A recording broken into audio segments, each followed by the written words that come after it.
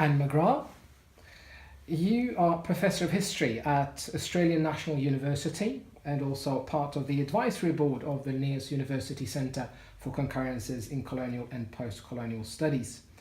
You have worked extensively with Australian Indigenous history, and you were recently awarded a Laureate Fellowship from the Australian Research Council. In your work, you have applied the concept of deep history or long history. What is deep history, and why is it important for somebody working on Indigenous history?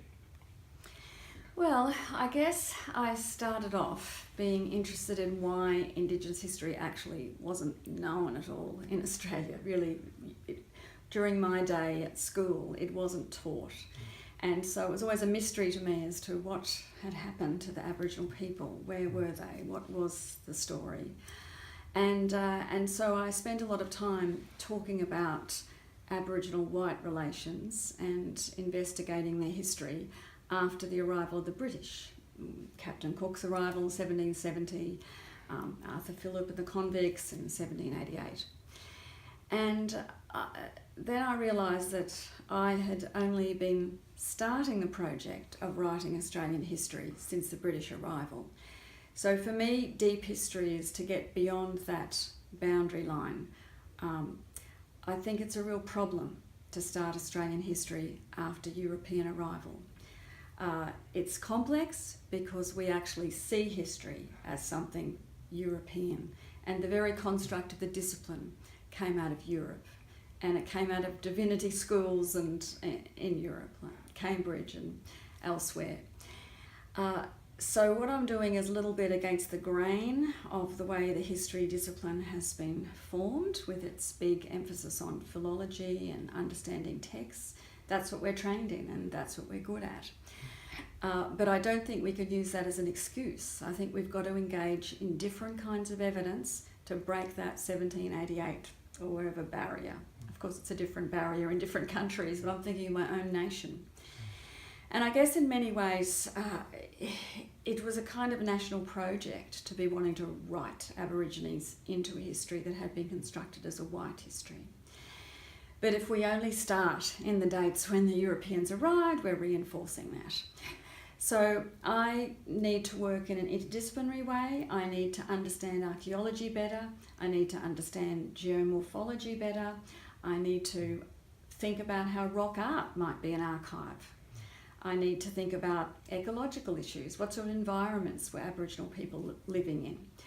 But writing deep history is quite a challenge. We don't have a periodisation. It's outside European modernity which has given us the main periodisations we work with in history. We have the Pleistocene era, the Holocene era. Aboriginal people were in Australia now, it's known, for over 60,000 years. Now, to me, that seems so big to most people, especially non-Aboriginal people. We can't even conceive of a human history of 60,000 years.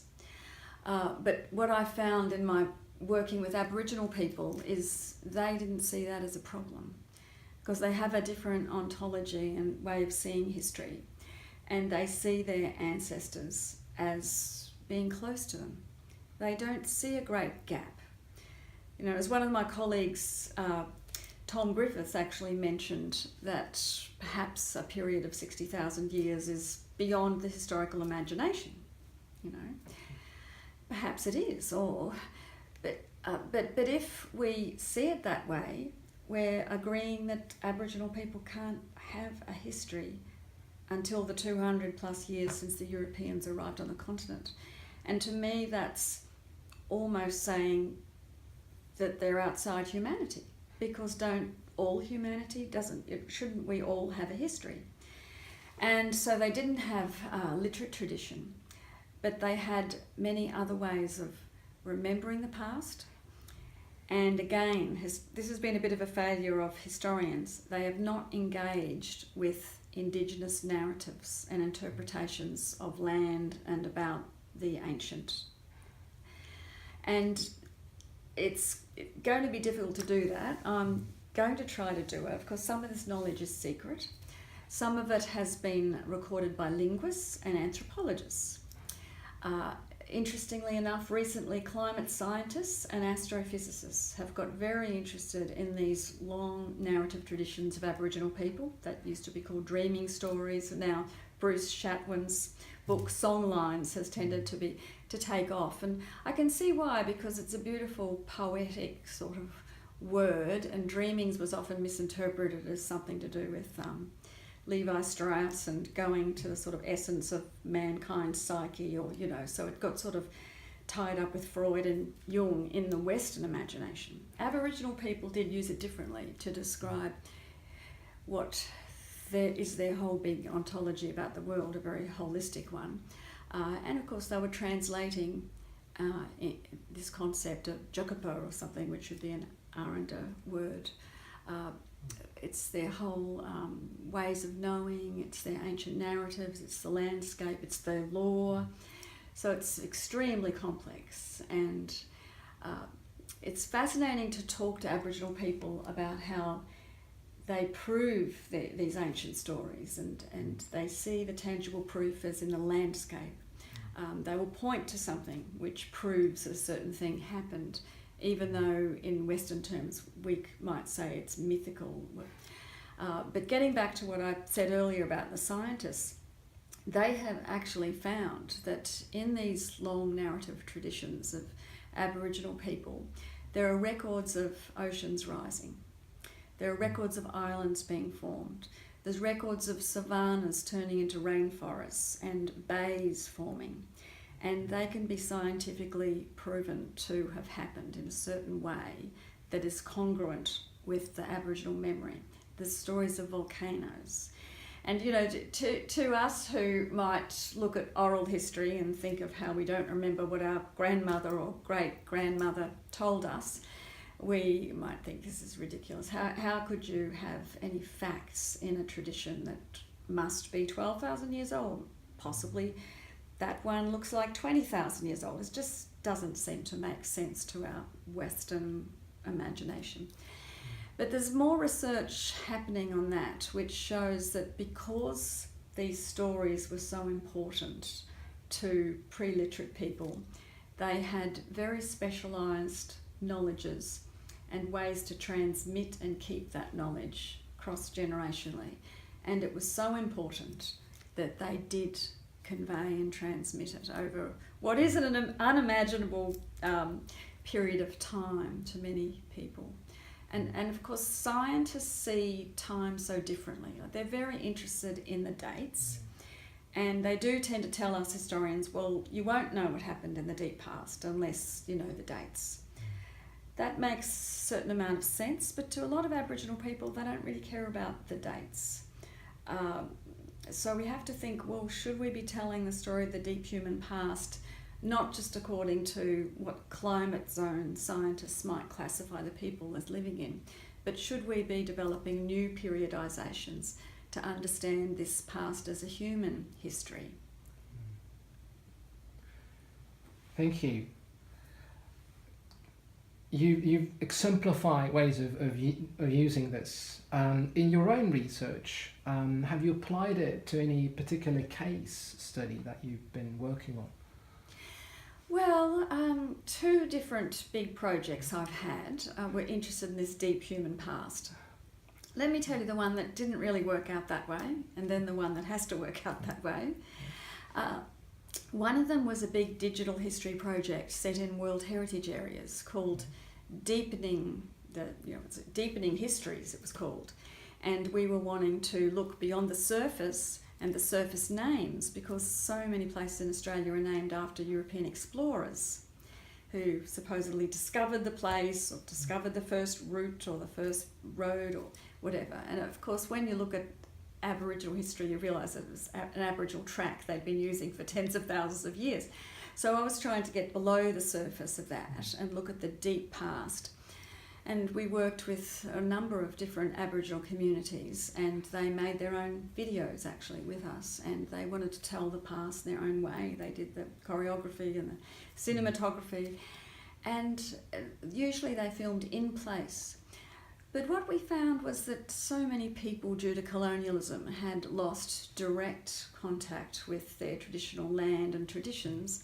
So it was more of a reconnection and more of a almost spiritual being in place rather than a conveying a deep transmitted knowledge. But we have all that open access on the web page, and it still shows that Aboriginal people have a sense of history and often interpreted in performative ways and performed. And we had a wonderful event that one of our PhD students organised working with the Sydney Aboriginal community. And once again, a bit of a surprise, because there were musicians, singers in every genre of music that you could imagine. It was just terrific. And some of the songs they performed were in language. It was actually performed at the Sydney Conservatorium of Music, which is a beautiful old building. And I imagine it might be a bit of a relaxed jam and everyone would just be getting together. Not at all. They were just totally professional performances, and every musical performance was to convey their relationship with Sydney and their history in Sydney. But most of the people were not from Sydney. They were people who'd migrated from other Indigenous nations, countries, and ended up living in Sydney. So, we've got to get away from this idea that every Aboriginal person is living on their ancient land. It does apply in some parts of Australia, but it just shows Indigenous people come with many different traditions and connections, but they do form new connections with the place they're living in too. And then the second one, to get onto that, is I wanted to understand how Aboriginal people remembered and performed the past. And so I heard there was going to be an anniversary event of the 40th anniversary of World Heritage being declared at Willandra Lakes. And the reason really that Willandra Lakes was declared that way was because they found evidence, archaeologists found evidence, of an ancient human cremation. And at the time, in the late 1960s, when they accidentally found this cremation, it was thought that Aboriginal people in Australia might have been there to up to 20,000 years. That was revolutionary. Only a few years before, it was thought 10,000, and only decades before, it was thought 2. And then suddenly, once they realised the stratigraphy and the layer that this cremated burial was in, they knew, without even having to do carbon dating or photoluminescence or any of these new techniques, they knew that they were looking at 40,000 years or up to 40,000 years. So this was very exciting, and then they found other remains. But what also happened is that Aboriginal people around that area were absolutely shocked to hear that scientists had come onto their country, dug up their ancestors, taken them to the Australian National University. And there were some very courageous people, Alice Kelly being one of them, a Mati woman, who basically got in touch with Australian heritage departments, the government, got in touch with the scientists and said, what are you doing? You should have talked to me because I know about this. You can find out things. These are my ancestors.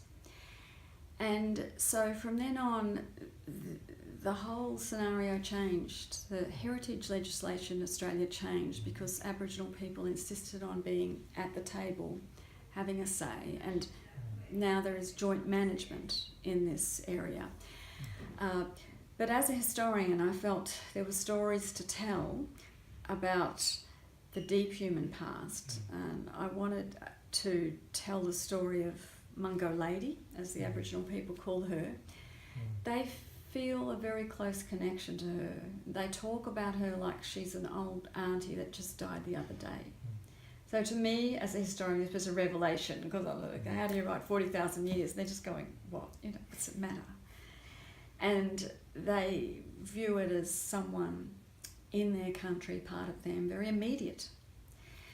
And it's been a great pleasure working with them. And there's the Mati Nyampa and the Barkindji people. There's other people also coming into the picture. And we made a film called Message from Mungo about the story of the repatriation and how the activism of these Aboriginal people relentlessly, over a very long period of time, they were heard, even though they weren't well educated. They had to try to argue with scientists and government. And this is after a history of oppression where they'd been moved on reserves all over the place, and then they had scientists saying, "What? We didn't see you there weren't Aboriginal people there." And because they actually were living in the local towns nearby, not on what was now a dried up lake, because this was Lake Mungo, where Lady Mungo was found, was a very rich lake area with several lakes. And it was only in the 1960s that a geomorphologist realised they were ancient lakes and they were a rich place, much inhabited. There's many human remains there and many artefacts, stone tools, there's hearths where people had a meal. And the very strange thing, which is also terribly exciting to a historian, is that when you visit, you can see where people have had a meal, where they've had a fire, and you can see the remains of their food, the bones, the shells. Because it's an erosive landscape, the forces of the wind just keep revealing more and more things over the layers of time, you know, so it's quite amazing to be able to see time in this visceral way, literally in different colours, because different epochs, 10,000 years, 5,000 years, actually were times when different coloured sands were deposited from different parts of Australia. So the only way to understand more of this is to actually understand a bit more about climate science. So there's this, and there are specialists in genomics, DNA research, and to understand about these people who lived so long ago, we need to understand more of this new science. And we always have to collaborate with Aboriginal people, and it's their insights that will really open up the ways in which we can understand what is their past. And they may not want the same kind of outputs as the academy. Like, we are expected to write books or journal articles, whereas I found they were just really interested in the film, which they see as our film, their film, because they're able to speak directly through the film. And so people can watch them and hear them say exactly what they want to say. So I find it very satisfying that I've done that film, but I'll still be writing a book about the whole Mungo experience. But I'm thinking that although it will be a scholarly book, it will also be very reflexive about the nature of history and the way I thought about this story from different parts of the world, different vantage points. And yeah, Lady Mungo really gets to people, and so does the landscape there. When people go and visit, they leave feeling different. Heard that from so many people. So it's seen as a magic sort of spiritual landscape, very unusual landscape. So I guess, you know, history should be transformative in that way when you go to places and they're that special. But you've got to admire the patience of Aboriginal people, because they just didn't see any sense in the scientists taking away their ancestor from her country. They were deeply upset. And even now, there's no resolution, because where do you put the remains? If you put them back where she was, well, you can't, because the land is eroded. And if you put her somewhere else, the land is going to erode. And, you know, maybe that's what they see as natural. They might want that to happen, or they might want a keeping place that preserves them, both for science and for future generations. But that decision's yet to be made. That Lady Mungo's been repatriated to country, and in November, Mungo Man, a major full burial, he wasn't cremated, so it was like much more substantial. He lived about the same period of time, about 40,000 years ago. He'll be repatriated in November, and all the other remains. So that's going to be a very emotional time. We'll also be filming that. We've been asked to film it.